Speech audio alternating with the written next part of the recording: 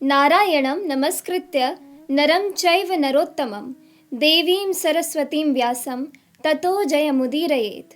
अंतर्यामी नारायण स्वरूप भगवान श्री कृष्ण, उनके सखा नररत्न अर्जुन, उनकी लीला प्रकट करने वाली भगवती सरस्वती और उसके वक्ता भगवान व्यास को नमस्कार करके आसुरी संपत्तियों का नाश करके अंतःकरण पर विजय प्राप्त कराने वाले महाभारत ग्रंथ का पाठ करना चाहिए।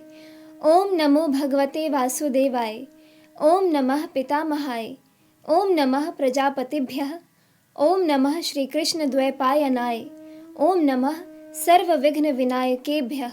लोमहर्षण के पुत्र उग्रश्रवा सूत वंश के श्रेष्ठ पौराणिक थे। एक बार जब नैमिषारण्य क्षेत्र में कुलपति शौनक 12 वर्ष का सत्संग सत्र कर रहे थे, तब उग्रश्रवा बड़ी विनय के साथ सुख से बैठे हुए व्रतनिष्ठ ब्रह्मर्षियों के पास आए। जब नैमिषारण्यवासी तपस्वी ऋषियों ने देखा कि उग्रश्रवा हमारे आश्रम में आ गए हैं, तब उनसे चित्र विचित्र कथा सुनने के लिए उन लोगों ने उन्हें घेर लिया। उग्रश्रवा ने हाथ जोड़कर सबको प्रणाम किया और सत्कार पाकर उनकी तपस्या के संबंध में कुशल प्रश्न किए। सब ऋषि मुनि अपने अपने आसन पर विराजमान हो गए और उनके आज्ञानुसार वे भी अपने आसन पर बैठ गए। जब वे सुखपूर्वक बैठकर विश्राम कर चुके, तब किसी ऋषि ने कथा का प्रसंग प्रस्तुत करने के लिए उनसे यह प्रश्न किया, सूत नंदन, आप कहाँ से आ रहे हैं? आपने अब तक का समय कहाँ पर व्यतीत किया है? उग्रश्रवा ने कहा, मैं परीक्षित नंदन राजर्षि जन्मेजय के सर्प सत्र में गया हुआ था। वहाँ श्री वैशंपायन जी के मुख से मैंने भगवान श्री कृष्ण द्वैपायन के द्वारा निर्मित महाभारत ग्रंथ की अनेकों पवित्र और विचित्र कथाएं सुनी। इसके बाद बहुत से तीर्थों और आश्रमों में घूमकर समंत पंचक क्षेत्र में आया, जहाँ पहले कौरव और पांडवों का महान युद्ध हो चुका है। वहाँ से मैं आप लोगों का दर्शन करने के लिए यहाँ आ गया हूँ। आप सभी चिरायु और ब्रह्मनिष्ठ हैं। आपका ब्रह्म तेज सूर्य और अग्नि के समान है। आप लोग स्नान, जप, हवन आदि से निवृत्त होकर पवित्रता और एकाग्रता के साथ अपने अपने आसन पर बैठे हुए हैं। अब कृपा करके बतलाइए कि मैं आप लोगों को कौन सी कथा सुनाऊं? ऋषियों ने कहा, सूत नंदन, परमर्षि श्री कृष्ण द्वैपायन ने जिस ग्रंथ का निर्माण किया है और ब्रह्मर्षियों तथा देवताओं ने जिसका सत्कार किया है, जिसमें विचित्र पदों से परिपूर्ण पर्व हैं, जो सूक्ष्म अर्थ और न्याय से भरा हुआ है, जो पद पद पर वेदार्थ से विभूषित और आख्यानों में श्रेष्ठ है, जिसमें भरतवंश का संपूर्ण इतिहास है, जो सर्वथा शास्त्र सम्मत है और जिसे श्री कृष्ण द्वैपायन की आज्ञा से वैशंपायन जी ने राजा जन्मेजय को सुनाया है, भगवान व्यास की वही पुण्यमयी पापनाशिनी और वेदमयी संहिता हम लोग सुनना चाहते हैं। उग्रश्रवा जी ने कहा, भगवान श्री कृष्ण ही सबके आदि हैं। वे अंतर्यामी, सर्वेश्वर, समस्त यज्ञों के भोक्ता, सबके द्वारा प्रशंसित परम सत्य ओमकार स्वरूप ब्रह्म हैं। वे ही सनातन व्यक्त एवं अव्यक्त स्वरूप हैं। वे असत भी हैं और सत भी हैं। वे सत असत दोनों हैं और दोनों से परे हैं। वे ही विराट विश्व भी हैं। उन्होंने ही स्थूल और सूक्ष्म दोनों की सृष्टि की है। वे ही सबके जीवन दाता, सर्वश्रेष्ठ और अविनाशी हैं। वे ही मंगलकारी, मंगल स्वरूप, सर्वव्यापक, सबके वांछनीय, निष्पाप और परम पवित्र हैं। उन्हीं चराचर गुरु नयन मनोहारी ऋषिकेश को नमस्कार करके सर्वलोक पूजित अद्भुत कर्मा भगवान व्यास की पवित्र रचना महाभारत का वर्णन करता हूँ। पृथ्वी में अनेकों प्रतिभाशाली विद्वानों ने इस इतिहास का पहले वर्णन किया है, अब करते हैं और आगे भी करेंगे। यह परम ज्ञान स्वरूप ग्रंथ तीनों लोकों में प्रतिष्ठित है। कोई संक्षेप से तो कोई विस्तार से इसे धारण करते हैं। इसकी शब्दावली शुभ है। इसमें अनेकों छंद हैं और देवता तथा मनुष्यों की मर्यादा का इसमें स्पष्ट वर्णन है। जिस समय यह जगत ज्ञान और प्रकाश से शून्य तथा अंधकार से परिपूर्ण था, उस समय एक बहुत बड़ा अंडा उत्पन्न हुआ और वही समस्त प्रजा की उत्पत्ति का कारण बना। वह बड़ा ही दिव्य और ज्योतिर्मय था। श्रुति उसमें सत्य, सनातन, ज्योतिर्मय ब्रह्म का वर्णन करती है। वह ब्रह्म अलौकिक, अचिंत्य, सर्वत्र सम, अव्यक्त, कारण स्वरूप तथा सत और असत दोनों हैं। उसी अंडे से लोक पितामह प्रजापति ब्रह्मा जी प्रकट हुए। तदनंतर 10 प्रचेता, दक्ष, उनके 7 पुत्र, 7 ऋषि और 14 मनु उत्पन्न हुए। विश्व देवा, आदित्य, वसु, अश्विनी कुमार, यक्ष, साध्य, पिशाच, गुह्यक, पितर, ब्रह्मर्षि, राजर्षि, जल, द्युलोक, पृथ्वी, वायु, आकाश, दिशाएं, संवत्सर, ऋतु, मास, पक्ष, दिन, रात तथा जगत में और जितनी भी वस्तुएं हैं सभी उसी अंडे से उत्पन्न हुई। यह संपूर्ण चराचर जगत प्रलय के समय जिससे उत्पन्न होता है उसी परमात्मा में लीन हो जाता है।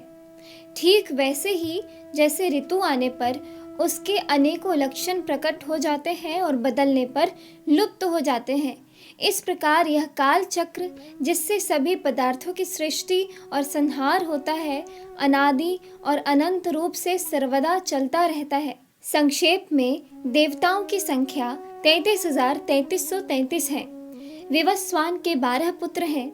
दिवह पुत्र बृहबदानु, चक्षु, आत्मा, विभावसु, सविता, ऋचिक, अर्क, भानु, आशावह, रवि और मनु। मनु के 2 पुत्र हुए, देवभ्राट और सुभ्राट। सुभ्राट के 3 पुत्र हुए, दश ज्योति, शत ज्योति और सहस्त्र ज्योति। ये तीनों ही प्रजावान और विद्वान थे। दश ज्योति के 10,000, शत ज्योति के 1,00,000 और सहस्त्र ज्योति के 10,00,000 पुत्र उत्पन्न हुए। इन्हीं से कुरु, यदु, भरत, ययाति और इक्ष्वाकु आदि राजर्षियों के वंश चले। बहुत से वंशों और प्राणियों की सृष्टि की यही परंपरा है।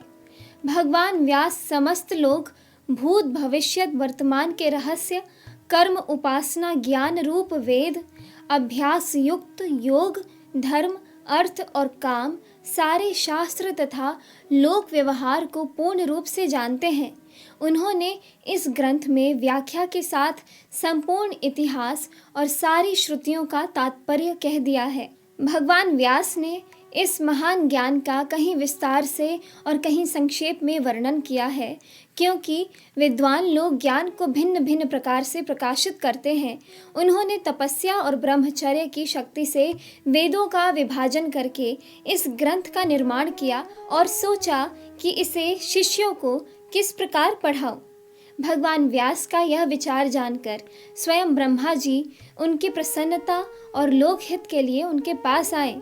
भगवान वेद व्यास उन्हें देखकर बहुत ही विस्मित हुए और मुनियों के साथ उठकर उन्हें हाथ जोड़कर प्रणाम किया तथा आसन पर बैठाया। स्वागत सत्कार के बाद ब्रह्मा जी की आज्ञा से वे भी उनके पास ही बैठ गए। तब व्यास जी ने बड़ी प्रसन्नता से मुस्कुराते हुए कहा, भगवान, मैंने एक श्रेष्ठ काव्य की रचना की है। इसमें वैदिक और लौकिक सभी विषय हैं। इसमें वेदांग सहित उपनिषद, वेदों का क्रिया विस्तार, इतिहास, पुराण, भूत, भविष्यत और वर्तमान के वृत्तांत, बुढ़ापा, मृत्यु, भय, व्याधि आदि के भाव अभाव का निर्णय, आश्रम और वर्णों का धर्म, पुराणों का सार, तपस्या, ब्रह्मचर्य, पृथ्वी, चंद्र, सूर्य, ग्रह, नक्षत्र, तारा और योगों का वर्णन और उनका परिमाण, ऋग्वेद, यजुर्वेद, सामवेद, अर्थवर्ण, अध्यात्म, न्याय, शिक्षा, चिकित्सा, दान, पाशुपत धर्म, देवता और मनुष्यों की उत्पत्ति, पवित्र तीर्थ, पवित्र देश, नदी, पर्वत, वन, समुद्र, पूर्वकल्प, दिव्य नगर, युद्ध कौशल, विविध भाषा, विविध जाति, लोक व्यवहार और सब में व्याप्त परमात्मा का भी वर्णन किया है। परंतु पृथ्वी में इसको लिख लेने वाला कोई नहीं मिलता। यही चिंता का विषय है। ब्रह्मा जी ने कहा, महर्षि, आप तत्व ज्ञान संपन्न हैं, इसलिए मैं तपस्वी और श्रेष्ठ मुनियों से भी आपको श्रेष्ठ समझता हूँ। आप जन्म से ही अपनी वाणी के द्वारा सत्य और वेदार्थ का कथन करते हैं, इसलिए आपका अपने ग्रंथ को काव्य कहना सत्य होगा। उसकी प्रसिद्धि काव्य के नाम से ही होगी। आपके काव्य से श्रेष्ठ काव्य का निर्माण जगत में कोई नहीं कर सकेगा। आप अपना ग्रंथ लिखने के लिए गणेश जी का स्मरण कीजिए। यह कहकर ब्रह्मा जी तो अपने लोक को चले गए और व्यास जी ने गणेश जी का स्मरण किया। स्मरण करते ही भक्त वांछा कल्पतरु गणेश जी उपस्थित हुए। व्यास जी ने पूजा करके उन्हें बैठाया और प्रार्थना की, भगवान, मैंने मन ही मन महाभारत की रचना की है। मैं बोलता हूँ, आप उसे लिखते जाइए। गणेश जी ने कहा, यदि मेरी कलम एक क्षण के लिए भी न रुके तो मैं लिखने का काम कर सकता हूँ। व्यास जी ने कहा, ठीक है, किंतु आप बिना समझे न लिखिएगा। गणेश जी ने तथास्तु कहकर लिखना स्वीकार किया। भगवान व्यास ने कौतूहलवश कुछ ऐसे श्लोक बना दिए जो इस ग्रंथ की गांठ है। इनके संबंध में उन्होंने प्रतिज्ञा पूर्वक कहा है कि 8,800 श्लोकों का अर्थ मैं जानता हूँ, शुकदेव जानते हैं, संजय जानते हैं या नहीं, इसका कुछ निश्चय नहीं है। वे श्लोक अब भी इस ग्रंथ में है, बिना विचार किए उनका अर्थ नहीं खुल सकता। और तो क्या, सर्वज्ञ गणेश जी जब एक क्षण तक उन श्लोकों के अर्थ का विचार करते थे, उतने में ही महर्षि व्यास दूसरे बहुत से श्लोकों की रचना कर डालते थे। यह महाभारत ज्ञान रूप अंजन की सिलाई से अज्ञान के अंधकार में भटकते हुए लोगों की आंखें खोलने वाला है। इस भारत रूपी सूर्य ने धर्म, अर्थ, काम और मोक्ष चारों पुरुषार्थों का संक्षेप और विस्तार से वर्णन करके लोगों का अज्ञानांधकार नष्ट कर दिया है।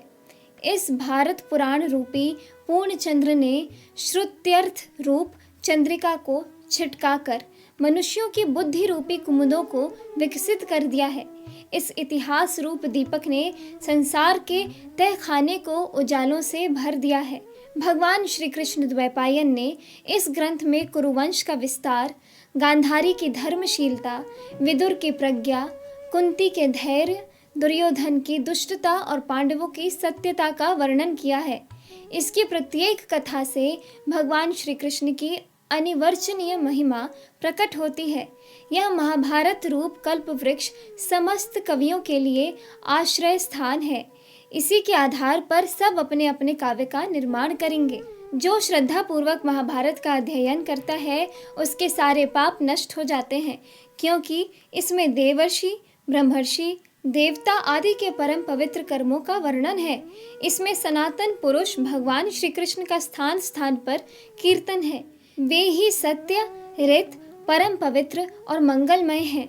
वे अविनाशी, अविचल, अखंड ज्ञान स्वरूप परब्रह्म हैं। बुद्धिमान लोग उन्हीं की लीलाओं का गायन करते हैं। वे सत और असत दोनों हैं। जगत की सारी चेष्टा उन्हीं की शक्ति से होती है।